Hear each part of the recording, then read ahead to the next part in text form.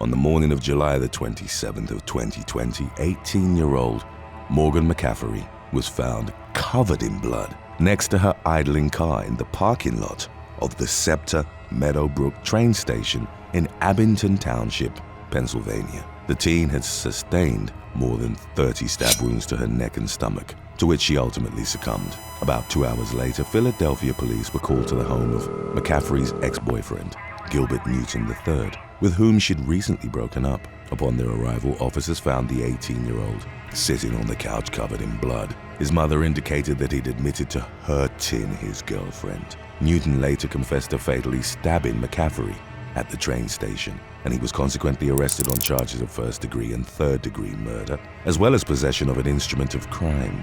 During the ensuing investigation, it was determined that Newton and McCaffrey had agreed to meet up on the morning in question in order to discuss their recent split. Although the young man claimed to have only started attacking his ex after they'd begun arguing, it later emerged that he'd texted his mother that he would stab her 57 times in the neck upon seeing a picture of her and her new boyfriend. He'd also brought 2 of his mother's kitchen knives to the public meetup with McCaffrey, casting serious doubts as to the supposed spontaneity of his actions. A friend told the police that the victim had ended her relationship with Newton because he'd been abusive towards her. It took less than 3 hours for a Montgomery County jury to find the young man guilty of murder, for which he was given a life sentence without the possibility of parole. Number 6. Joseph Oberhansley. The police in Jeffersonville, Indiana, conducted a welfare check on 46-year-old Tammy Jo Blanton on September the 11th of 2014. Officers came upon the woman's mutilated remains in her bathtub along with her ex-boyfriend, Joseph Oberhansley, who initially claimed that 2 African-American men had murdered the woman during a burglary. Upon further questioning, however, Oberhansley admitted to having killed Blanton herself before dismembering her and consuming some of her organs. Investigators reportedly found parts of the victim's body on cutlery and cookware in the home. The man later claimed that the police had coerced him into a confession. His legal team prepared to use insanity as a defense during the trial, but Oberhansley himself argued against it. He was ultimately deemed incompetent to stand trial in 2017 before being restored to competency the following year. The ensuing court proceedings culminated in a mistrial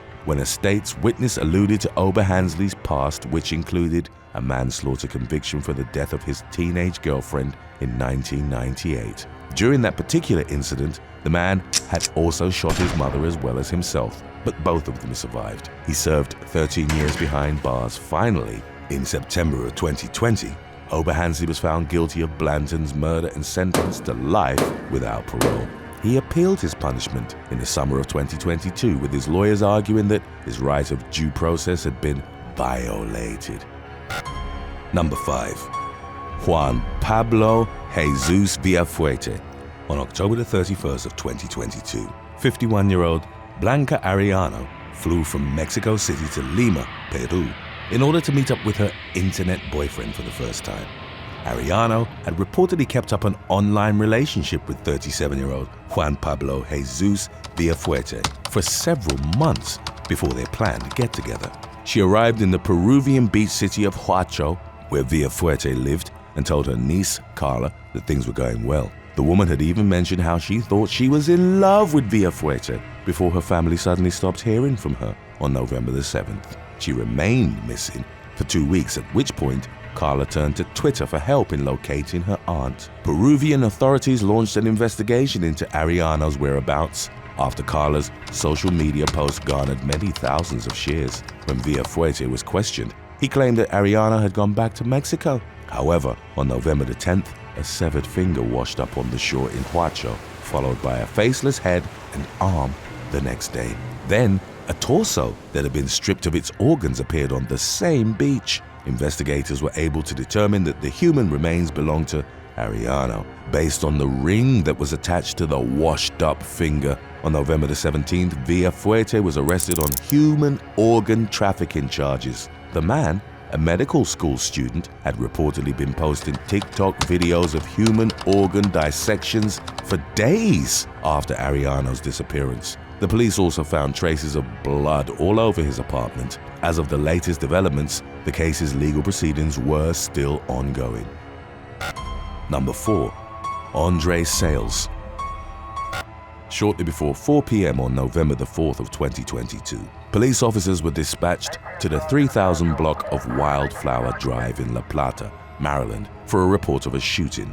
The homeowner had reportedly returned from work to find 5 people dead inside, 3 men and 2 women. An investigation was launched by members of the Charles County Sheriff's Office, as well as the La Plata Police Department. It was subsequently determined that one of the deceased individuals, identified as 28-year-old Andre Sales, had committed a quadruple homicide before turning the murder weapon on himself. Among the victims were the man's ex-girlfriend, Sarah Mann, with whom he shared 2 young children, reported as having been left unharmed at a different location. After gunning down his ex, Sales continued his violent rampage by fatally shooting her teenage brother, her mother, as well as a family friend, identified as 23-year-old Javon Watson. As of the latest developments, investigators were still trying to ascertain Sales' motive for the onslaught, although initial theories suggested it centered around a domestic dispute. Back in April of 2021, Sales had faced domestic violence charges that were ultimately dismissed when the petitioner failed to appear in court. Number 3. Hasna Begum.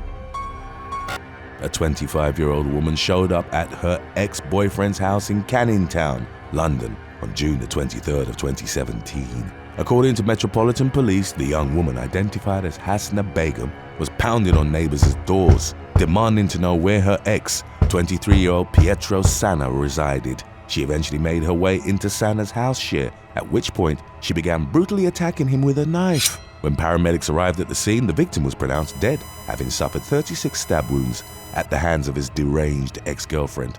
Begum initially claimed to have been acting in self-defense during the deadly incident in an attempt to cover her tracks. She'd even placed 6 calls to Sanna's phone after the murder had already occurred, indicating that she was trying to get in touch with him. Investigators weren't swayed by Begum's claims of innocence, however, and she was arrested for the attack, which authorities labeled callous, brutal, and merciless. It was subsequently determined that the young woman had targeted Sanna in a jealous rage after finding out that he was dating another woman 5 months after they'd broken up. In December of 2017, Begum was found guilty of murder at Inner London Crown Court, for which she was given a life sentence with a minimum term of 20 years.